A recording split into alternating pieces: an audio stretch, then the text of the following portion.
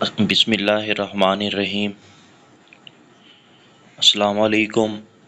Forces institute Bahawalpur में आप सबको वेलकम करते हैं। असिस्टेंट डायरेक्टर फिशरीज़ के सेशन में आज हमारा है लेक्चर नंबर 14। तो 14 लेक्चर के अंदर आज हमने किडनी और इसके अलावा लीवर जो है उसको डिस्कस करना है फिशेज़ में। जो लोग हमारे सेशन को ज्वाइन करना चाहते हैं वो हमारे इस नंबर पर रब्ता कर सकते हैं और हमारे सेशन को ज्वाइन कर सकते हैं।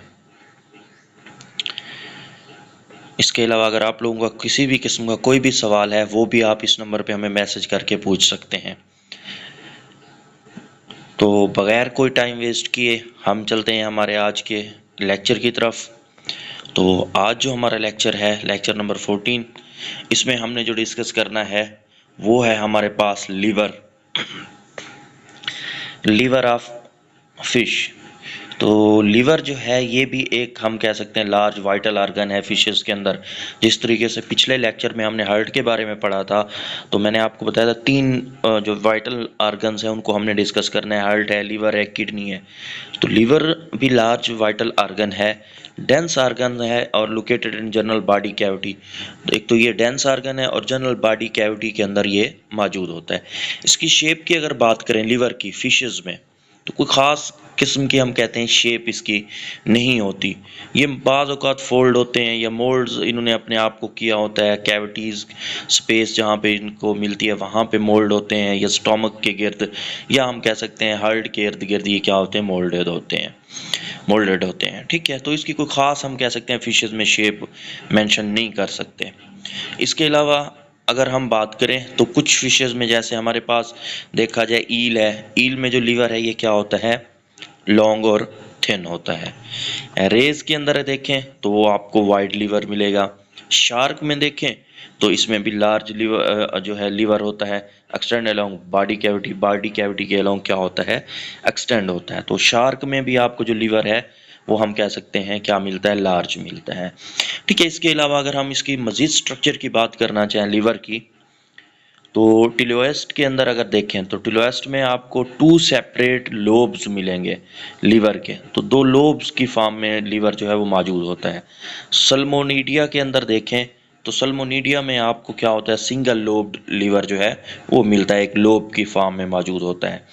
और मैकरल्स की बात करें तो मैकरल्स में क्या होता है, 3 लोब्ड लीवर होता है।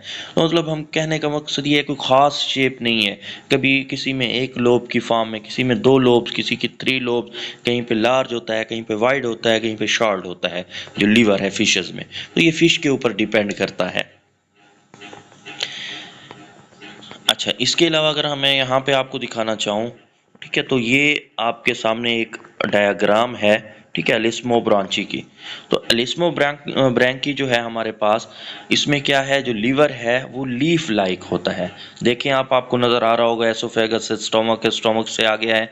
तो लीवर जो है जो पत्तों की तरह, लीव्स की तरह जो 2 स्ट्रक्चर्स नज़र आ रही हैं ये लीवर है। तो एलिस्मो ब्रांची के अंदर जो है आपको लीवर जो है वो लीफ लाइक मिलता है। ठीक है, इसी तरीके से अगर हम बात करें हमारे पास क्या है, लेबियोरुहिट्टा। तो लेबियोरुहिट्टा में आप लीवर को देखें तो आपको लीवर जो है ना, जिस तरह ह्यूमंस के अंदर, इंसान के अंदर लीवर मौजूद होता है, सेम उसी शेप में आपको लेबियोरुहिट्टा के अंदर जो है क्या मिलता है, लीवर मिलता है। ठीक है, ये लेबियोरुहिट्टा के अंदर हो गया। इसी तरीके से नेक्स्ट हम बात करें तो हमारे पास टिलियोस्ट है। तो टिलियोस्ट के अंदर जो है इसमें देखें तो 2 लोब्स हैं लीवर के। ठीक है, तो ये लोब्स की फॉर्म में होता है, 2 लोब्स जो है ना आप कह सकते हैं मौजूद होते हैं, 2 लोब्स की शक्ल में लीवर मौजूद होता है टिलियोस्ट के अंदर।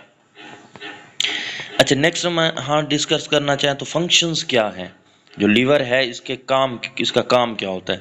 तो असिस्ट करता है डाइजेशन के अंदर, मुख्तलिफ इंजाइम्स खारिज करके, ख़ास तौर पे फैट मेटाबॉलिज्म में जो है ना हेल्प आउट कर रहा होता है लीवर फिशेस के अंदर।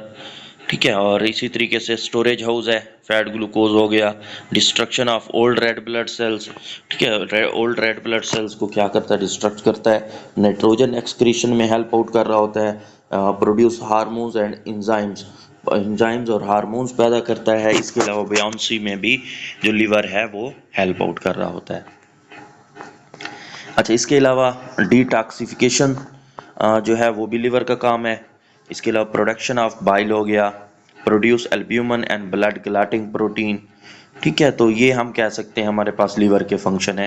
तो ये ब्लड क्लॉटिंग या एल्ब्यूमिन मोस्टली मैमल्स के अंदर इसका काम होता है। अच्छा, उसके बाद हमारे पास है hormones of fish liver. Fish liver में कौन से हार्मोन्स पाए जाते हैं? तो इंसुलिन होता है, जो बेसिकली वैसे तो हम कह सकते हैं शुगर लेवल जो है ना उसको मेंटेन करने के लिए। अदरवाइज यहाँ पे हम बात करना चाहें तो इंसुलिन जो है फिशेज में क्या करता है, सेल ग्रोथ और डेवलपमेंट में हेल्प आउट कर रहा होता है। उसके अलावा एंजियोटेंसिनोजिन है। एंजियोटेंसिनोजिन ये क्या करता है, वैसो कंस्ट्रक्शन। ठीक है, और इसके अलावा एल्डोस्टेरोन को रिलीज करता है। इसके अलावा डेप्सोजिन थर्स जो है उसको रिलीज करता है। तो ये एंजियोटेंसिनोजिन का फंक्शन होता है। इसी तरीके से नेक्स्ट तीसरा जो है थ्रोम्बोपोएटिन है। तो थ्रोम्बोपोएटिन जो है ये क्या करता है, stimulate megakaryocyte to produce hormone. तो मेगा कैरियोसाइट को स्टिमुलेट करता है कि वो क्या खारिज करें, इंजाइम्स खारिज करें। तो ये कुछ हम कह सकते हैं इंजाइम्स हार्मोन्स हैं जो फिशेस के अंदर पाए जाते हैं, जो लिवर बेसिकली हम कह सकते हैं लिवर में होते हैं। अच्छा, नेक्स्ट हम बात करें तो हमारे पास क्या है, किडनी। अच्छा, किडनी की अगर हम बात करना चाहें तो किडनी क्या है, ये पेयर्ड है, लॉन्ग स्ट्रक्चर है। इसके अलावा आउटसाइड ऑफ पेरिटोनियम, पेरिटोनियम के बाहर वाली साइड पे हम कह सकते हैं किडनी क्या होती है, मौजूद होती है। Ventral side to vertebral column, तो वर्टिब्रल कॉलम जो है उसके हम कह सकते हैं वेंट्रल साइड पे मौजूद होती है। रेड ब्राउन पल्पी या ब्लडी फॉर्म में होती है। इसके अलावा फिशेज में देखें तो ये जो किडनी है, drain to exterior through a duct open into single duct. Kidney जो है ये दो डक्ट्स में आगे तकसीम होती है। वो जो दो डक्ट्स हैं वो आगे जाके एक इन लार्ज आप कह सकते हैं एक बड़ी जो है डक में तब्दील होते हैं, जिसे हम यूरिनोजेनिटल सिनोस कहते हैं। तो यूरिनोजेनिटल सिनोस जो है किडनी जो दो डक्ट्स में, फिर वो जो दो डक्ट्स हैं वो आगे जाके सिंगल डक्ट्स में तब्दील हो जाती हैं, तो जिसे हम यूरिनोजेनिटल सिनोस कहते हैं। ये आगे मैं बताता हूँ। टिलोएस्ट की बात करें तो वहाँ पे आपको यूरिनरी ब्लैडर वगैरह, यूरिनरी ब्लैडर जो टिलोएस्ट के अंदर होगा। बाकी मोस्टली फिशेज में यूरिनरी ब्लैडर आपको बहुत कम मिलेंगे। इसके अलावा अगर हम बात करें तो जो किडनी है, किडनी के आपके पास दो हम कह सकते हैं टाइप्स हैं, प्रोनेफ्रिक और मीजोनेफ्रिक। जो हमारे पास प्रोनेफ्रिक किडनी है, have nephrostome interior interior funnel open into body cavity. तो जो प्रोनेफ्रिक है इसमें क्या होते हैं, नेफ्रोस्टोम मौजूद होते हैं। ठीक है, और इसके अलावा इसमें जो एग्जांपल्स हमारे पास आती हैं प्रोनेफ्रिक किडनी में अगर देखा जाए तो हम कहते हैं क्या आते हैं, हैग फिशेज हैं। हैग फिशेज में क्या क्या है, इंटीरियर प्रोनेफ्रिक और पोस्टीरियर मेसोनेफ्रिक, ये दो स्ट्रक्चर्स पाई जाती हैं हैग फिशेज में। ये सवाल भी आया था पिछले पास्ट पेपर के अंदर कि जो हैग फिशेज हैं उनकी किडनी में कौन सी स्ट्रक्चर्स होती हैं, तो वो एंटीरियर प्रोनेफ्रिक और पोस्टीरियर मेसोनेफ्रिक। ये आगे मैं स्ट्रक्चर में बताता हूँ कि ये दो चीज़ें जो है ना हैग फिशेज में मिलेंगी। जेब्रा फिश है, इसमें अगर देखें तो ग्लोमीरुलस, और इसके अलावा प्रोनेफ्रिक ट्यूब्यूल्स, और इसके अलावा प्रोनेफ्रिक डक। तो ये तीन चीज़ें आपको जेब्रा फिश में मिलेंगी। इनको आप लोगों ने अच्छे तरीके से करना है।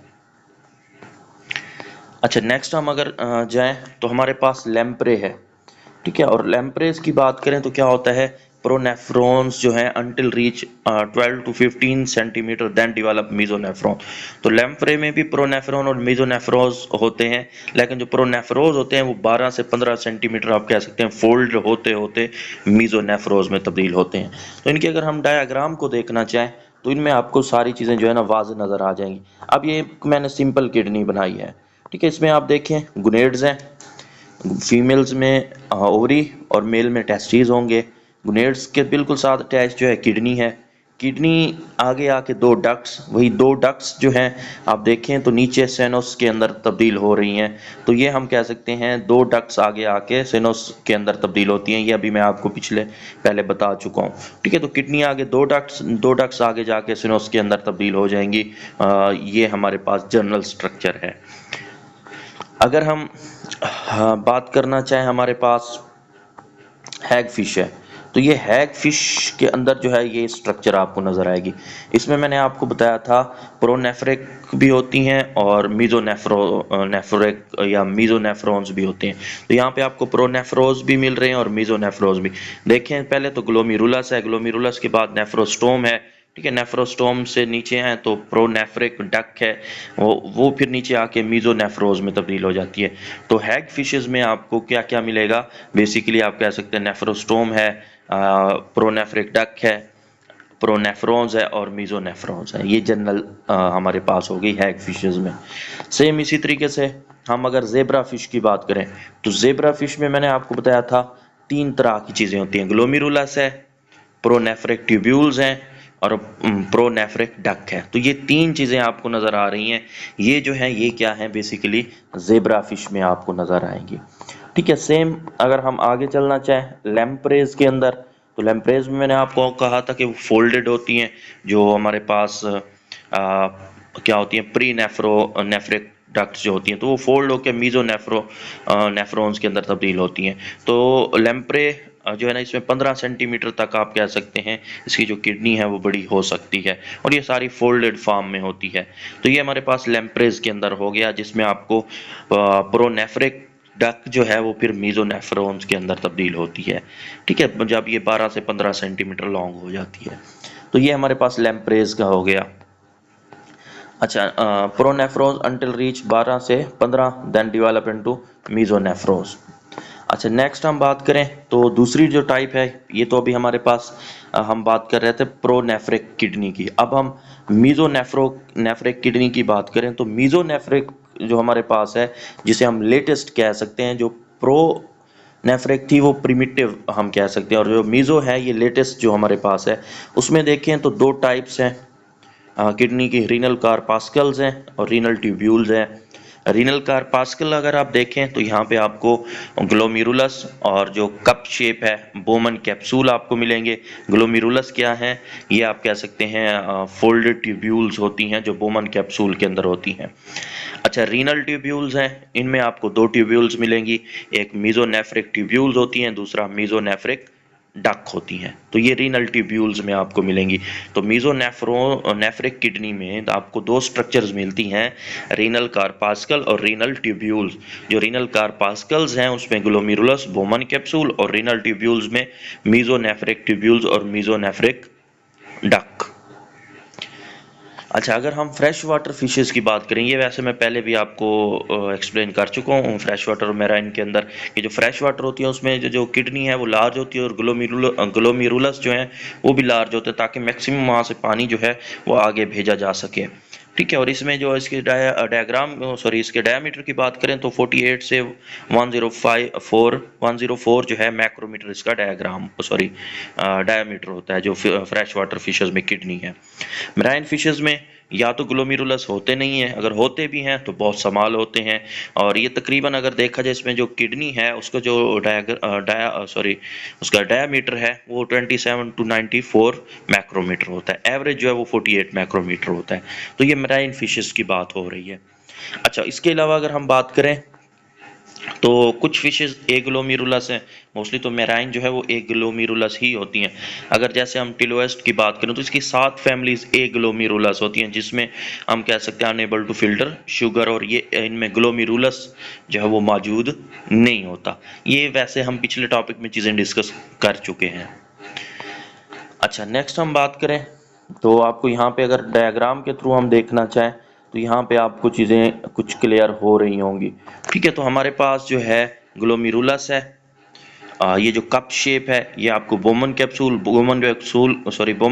के अंदर ग्लोमेरुलस है, और ग्लोमेरुलस से आगे देखें तो मीजोनेफ्रिक ट्यूब्यूल्स, और मीजोनेफ्रिक ट्यूब्यूल्स जो है वो आगे एक डक में ओपन होती है जिसे मीजोनेफ्रिक डक कहते हैं, ठीक है। तो ये जो है ये कप शेप ये बोमन कैप्सूल है, इसी के अंदर ग्लोमेरुलस है, ये आगे आके क्या कर रहे हैं मीजोनेफ्रिक ट्यूब्यूल्स, ये ट्यूब्यूल्स आके ओपन हो रही हैं मीजोनेफ्रिक डक के अंदर, ठीक है। तो ये हम कह सकते हैं इसकी हमारे पास जनरल स्ट्रक्चर आ जाती है।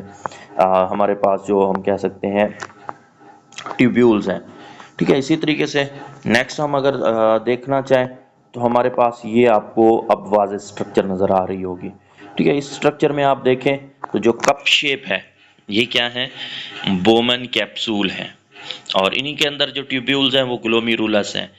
एफिरेंट आर्टरियोल्स हैं जो बेसिकली ब्लड लेकर आती हैं, एफिरेंट आर्टरियोल्स हैं जो ब्लड लेकर जाती हैं, ठीक है, ऑक्सीजनेशन होने के बाद। और इसी तरीके से ये जो हमारे पास ग्लोमेरुलस है ये आगे ट्यूब में कन्वर्ट होता है, एक ट्यूब में ओपन होता है, ठीक है, जो बेसिकली हम कह सकते हैं मीजोनेफ्रिक ट्यूब्यूल्स है। वो फिर आगे जाके ट्यूब्यूल जो है एक डक बना रही हैं जिसे मीजोनेफ्रिक डक कहते हैं। तो सिंपल अल्फाज में कहने का मकसद ये है कि जो ग्लोमेरुलस और बोमन कैप्सूल हैं ये आगे मीजोनेफ्रिक ट्यूब्यूल्स और मीजोनेफ्रिक डक में जाके ओपन होते हैं। तो ये एक हम कह सकते हैं मीजोनेफ्रिक किडनी कहलाती है फिशेस के अंदर। तो ये था आज का हमारा टॉपिक। उम्मीद है कि आपको यहाँ पे चीज़ें क्लियर हो गई होंगी। इसके अलावा अगर आपको कोई चीज़ क्लियर नहीं हुई तो वो आप हमें हमारे व्हाट्सअप नंबर पर रब्ता करके बता सकते हैं। आपका किसी भी किस्म का कोई भी सवाल है आप वहाँ पे डिस्कस कर सकते हैं। और हमारा सेशन भी अगर आप लोगों ने ज्वाइन करना है तो उसके लिए भी नंबर जो है वो आपको दिया गया है, उस नंबर पे आके आप हमारे साथ रब्ता कर सकते हैं और हमारा सेशन जो है ज्वाइन कर सकते हैं। इसके अलावा जो भी लोग हमारी वीडियोस देख रहे हैं काइंडली हमारे चैनल को भी आप लोगों ने सब्सक्राइब लाजमी करना है। इससे हमें जो है ना एक तरह का हम कह सकते हैं मोटिवेशन मिलती है, फिर हम मज़ीद जो है वीडियोस अपलोड करेंगे इंशाल्लाह। इसके अलावा अगर हम बात करें तो जल्दी से हमारा सेशन जिसने ज्वाइन करना है कर ले, क्योंकि इसमें हम ने बड़ी स्पीड से चल रहे हैं, बाद में आप लोगों के लिए मसला होगा। अभी एक एक लेक्चर होता है तो आप उसको आसानी के साथ कवर कर सकते हैं। हमारे बेसिकली 14 लेक्चर्स हो चुके हैं, तो होप सो इन 14 लेक्चर्स की आपको अच्छे से समझ आ रही है। और इसके अलावा हमारे टेस्ट भी चल रहे हैं साथ में, 11 लेक्चर तक हमारे जो टेस्ट हैं वो भी हो चुके हैं, ठीक है। तो ये था आज का हमारा लेक्चर नंबर 14। इसके अलावा अगर आपने कोई भी किसी भी चीज़ की वो डिस्कस करना है तो वो ये हमारा नंबर आपके सामने है, इस नंबर पर आप हमें व्हाट्सअप कर सकते हैं। थैंक यू एंड अल्लाह हाफिज़।